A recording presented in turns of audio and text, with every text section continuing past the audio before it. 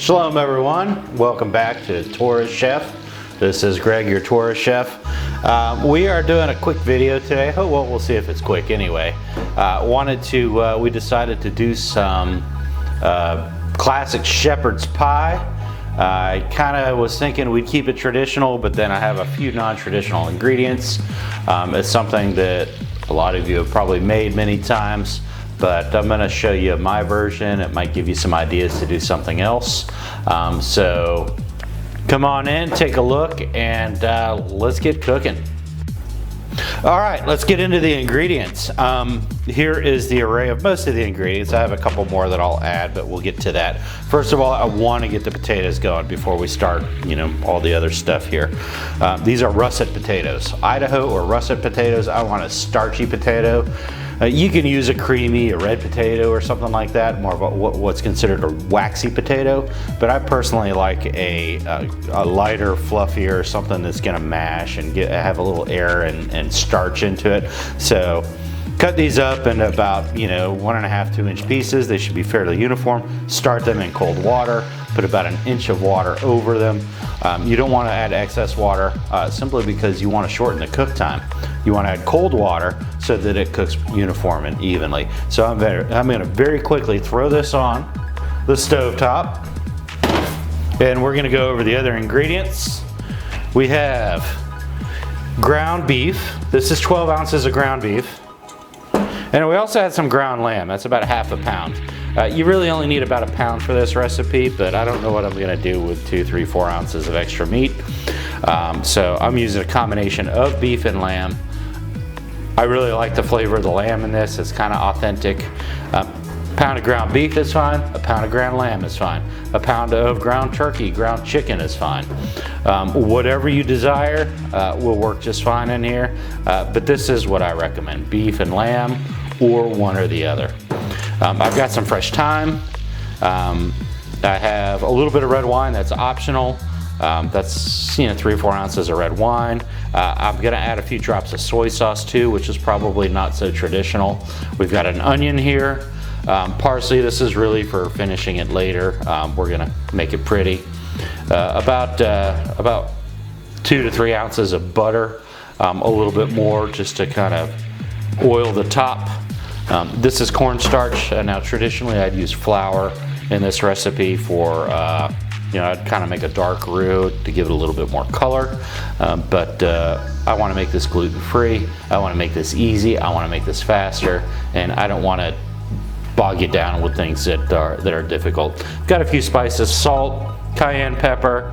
I toasted and ground fresh black pepper, and a little bit of smoked paprika just to give you a little zing. So we will go ahead and cut. Oh, and beef stock. Can't forget that. We've got about 2 cups of beef stock here. We might not use it all. Some of it we'll mix with the cornstarch to finish and get the kind of beef and gravy thing going. And then I've got peas. Some people add corn as well. I've never seen corn in a shepherd's pie. And other than, it's kind of the Americanized version, which is totally fine. Some people even put cheese on it. But we'll stick with somewhat fairly traditional. And then, as with any recipe I share, take liberties with it, enjoy it, make your own. So let's get our burner here, and we'll go ahead and cut to doing some cooking. Okay, here we are. Here's the ground lamb. This is ground chuck. Any ground beef will do. This is an 80-20 ground chuck, 80% lean, 20% fat. I threw the onion in here. I throw this all in here together. Let's go ahead and add a little bit of pepper. Like I said, this is I ground this myself and kind of reuse this container because I needed somewhere to put it. I'm going to put a teaspoon, not a lot, just a smoked paprika. But I think the meat's going to flavor this enough, and the stock. And just to give it a little zing, a shot of cayenne pepper, a little bit of salt, a couple teaspoons. Let's start with a teaspoon. We can always adjust that later. And I've got some fresh thyme. This is young thyme. You could strip this off, but this is such a tender thyme. I'm just gonna give this a quick chop. It's not gonna be woody like thyme maybe that you see later in the summer. So we're gonna add that. Dry thyme is totally fine. Actually, I think dry thyme translates better from fresh than a lot of other herbs. So we'll get this going, and we'll kind of cut back to the next step. Okay, we're back here. As you can see, and I actually have a confession. I added the ingredients already, so I'm reducing it back down. This would be like there's a little bit of fat. You see it's pretty dry now. You can drain this fat if you like. It is, it's really up to you, but you really want to make sure that you take out all the moisture until you get pretty much a clean fat. I'm going to roll through this. I'm going to add the wine. It's got a little bit of soy sauce in there already, just to kind of keep this short. And I'm going to add a little beef stock to this, and I'm going to go ahead and cook this down a bit. And we're just going to make sure that this gets to a good simmer. It reduces just a little bit until there's about an equal amount of stock to meat, because we're going to thicken this up. Okay, here we are. This is about the right amount. I like it to be pretty much, the right amount of meat and slurry, as I call it, or liquid, because we're going to thicken this. And what I have here is some of that broth and cornstarch, and we're just going to add a little bit at a time while it's boiling. Cornstarch needs like 180 or 200 degrees, something like that. It needs to be almost at boiling temperature to fully gelatinize, so you know how thick it's going to be. And we are almost there. So that was about a tablespoon of this cornstarch slurry, and just add a little bit more, and that should do it. You want it thick but not pasty. You see, it should move around freely, because you don't want something that's going to be like mortar. The way we're gonna make our potatoes is gonna be fairly heavy. So you want this to move around. I'm gonna turn this off. I think it turned itself off because I hit it with some liquid. But you have this nice, and you see the fat. There's a little bit of fat, but it's not overwhelming to the amount of meat that's in here. And you see how this just moves kind of freely off. It's thick. But it's not just straight mortar. So what I'm going to do, we're going to put this aside. We're going to get to mashing some potatoes, and we're going to throw this thing together. All right, here we are. We've got our oven preheated at 375. Sorry for the little parsley in there. That's something we're going to throw in anyway. We have our cast iron pan. I didn't mention this before maybe, but this cast iron pan is what we're going to bake this in. So we've got that set aside. Now we're moving on to the mashed potatoes. These are strained. They are very nicely done, actually. And we're going to drop those into our mixing bowl. If you have a hand mixer, if you have a hand masher, it's fine. I mean, this is a rustic dish. It's not supposed to be complicated. It should be easy. Just make sure you have one of these rubber spatulas or something like that where you can scrape the bowl or move things around. I like to put this in dry because I want to whip the potatoes first. I want to make sure that they are moved around. Like I said, this is a starchier potato, so I want to make sure that these potatoes are ground and beat up as much as they can possibly be before I add any fat, any milk. Here's some Himalayan salt. I'm going to put just a little bit in this. You want this balance. You don't want salty potatoes.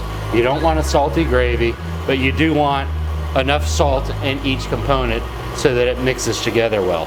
Sometimes you get a saltier dish on the bottom here, and sometimes you get salty potatoes, but I want it to just work beautifully like food should. So I'm going to just one more time, I'm going to give this a quick, and I think we're almost there. I mean, this is these potatoes are pretty well done. So I'm going to add most of this butter. I'm going to reserve about a tablespoon. We're going to melt it. We're going to put it on top just to make it nice and pretty. We're going to add a little, if you have white pepper, use it. I don't have white pepper because I just don't. I like black pepper, and I'm not mad about the flakes that you see in it. So we want this to be a bit of a drier potato. So don't stress about a real creamy potato. What happens is when these potatoes cool and they set, is they get thicker and heavier. But we have a pretty saucy sauce. Okay, here's an extra step that I do.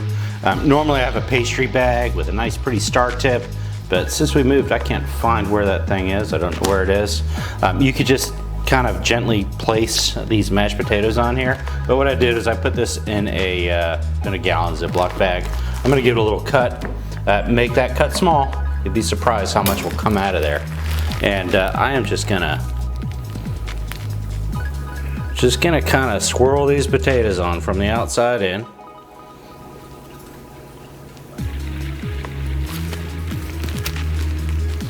Make sure you have plenty of potatoes here.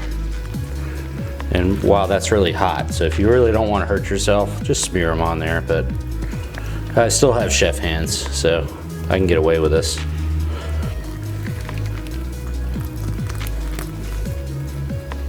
All right, bam, I like that. That looks good. Okay, so let's sprinkle just a little bit of paprika on here so that I don't get crazy with it. I'm just gonna use my hand to sprinkle it. And that's gonna give it a little bit of color. And I'm gonna drizzle just a little bit of the butter on there. And that nice preheated oven at 375 degrees, we're gonna give it a go. We'll see you in a few minutes. And there we have it. So what I did was I baked this for a few minutes. Let's give it a little pretty parsley, just because I have a little bit more that I didn't use in the mashed potatoes. I think there's enough oil and stuff there. This is it. I mean, it's delicious. You got fluffy potatoes, a little bit of a crust. You got beef and lamb and sauce underneath with some nice peas, and it's ready to go. You probably want to let this rest for a few minutes. All right, I know this is smoking hot. While I'm thinking about doing this, go ahead and like, share, and subscribe if you can, if you enjoy these videos. If not, yeah, I understand. But you know, if you like and subscribe, I can do more of these things. The more reach that we have, the better that our chances are of being able to do more. All right, so here we go. We've got, this is really good. This really needs to set for a few minutes. I've tasted all the ingredients separately. I know this is gonna be good. When you're cooking, you should always taste your ingredients as you go. You don't want to be surprised at the end. And I really don't think I'm gonna be surprised. But I also know this is smoking hot, so I'm just gonna get a little bite. Plus I just don't wanna throw lamb through the shofar. I already know it's good. Yeah, it's good.